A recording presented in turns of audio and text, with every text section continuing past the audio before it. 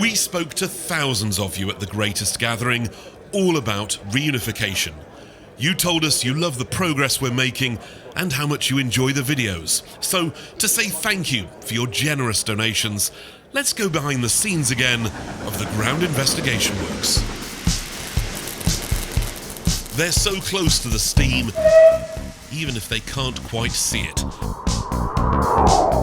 The sizable team working on the ground investigation contract is now carrying out work at the southern end of the reunification project.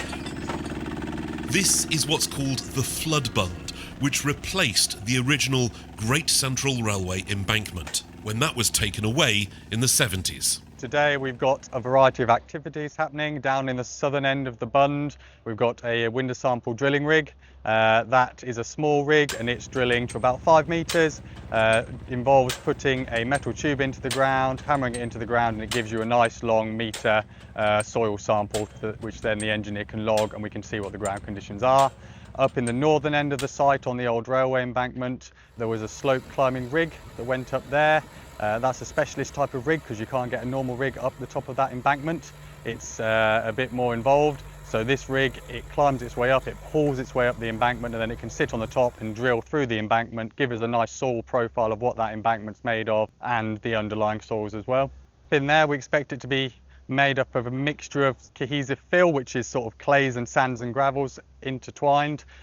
Also, we don't really know because the records are limited, so that's part of the point of us doing this ground investigation, so we can see what that soil is made of and then we can use that for our design purposes. Despite the rise of the machines, some work is still done by hand. So they're hand-dug starter pits to just check for surfaces before we put our drilling rigs in position. We don't want to damage any surfaces by putting a barrel of a drill or a core cutter through them. So these are to check there's no surfaces there, and what you see when they're putting soil samples in bags, they're to go to the laboratory and they'll be tested for geotechnical properties and also chemical analysis to allow us to do contamination testing and geo-environmental assessment on the Floodbund along here. Meanwhile, the rig that was in the Pressy Spark factory car park 2 weeks ago has now moved south and is alongside the other part of the factory. They're doing rotary drilling. That's a deeper technique, and we're interested in drilling into the underlying rock, which is the Mercia mudstone. We want to get a nice core sample from that and get down to about 30 metres in that hole, and that will give us good information for this section of the new railway, which will be a piled viaduct, and that will help us with design. We can see the nice profile in that mudstone and be able to see where is the ideal place to put a pile. From the rotary rig, you get continuous soil profile, so you get a nice meter liner when you're drilling through the soil, and then we can take subsamples of that for our chemical analysis and our geotechnical testing. When we're in the rock, we hopefully get a nice long stick of rock the whole way down. The engineer can log it, detail the geology, and then we can identify bits that are stronger, bits that are weaker, and take that into design later on. And the good news is the rock is down there, just waiting to be found.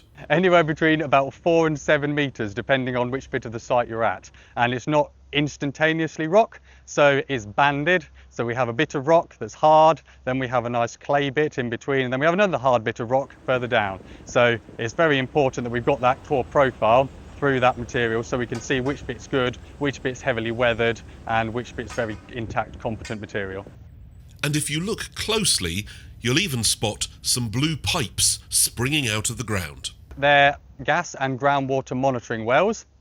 So you've got a bit of pipe that's stuck into the ground throughout the hole that was drilled, and it is used to then take groundwater readings, to take ground gas concentrations, and that will occur over the next 2 or 3 months. So the groundwater, we need to know whether the ground is saturated or not, because you apply different conditions for your design depending on where the groundwater is. We need to know how the flow of the groundwater is, so is it going north to south, is it going east to west, and we need to take that into account if we're putting in anything that's going to interrupt that flow, such as retaining structures or piles. The ground gas, again, if there's any confined space work during the construction or any enclosed spaces, we need to know what the ground gas levels are so we can suitably put measures in place health and safety wise. So far, the work is on schedule and there haven't been any unpleasant surprises. There are even bigger machines now coming to site, so you can start to see why this contract alone is costing £250,000. It's a lot of money, but it is the essential next step on the road to bringing the two halves of the Great Central Railway back together. Just to give you a very rough and ready overview, where we are now along the Floodbund, there's about 3 or 4 metres of Floodbund material, mostly fine-grained clay and silt-based soil, which you would expect for a Floodbund. Underneath that we've got some alluvium, so that's kind of the detrital matter that a river has deposited in the past. That includes lots of organic soils and peat deposits. Underneath that there's a bit of sand and gravel.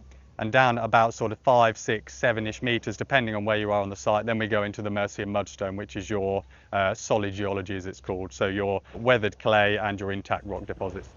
Alluvium requires a bit of design work, because if you think of alluvium, it's kind of like a sponge. So if you put something heavy on it, it's going to compress, and if we put a big embankment on it without considering that, you're going to get a lot of compression and potential settlement. So it's good that we've identified it's there, and then that can be took into account for design purposes.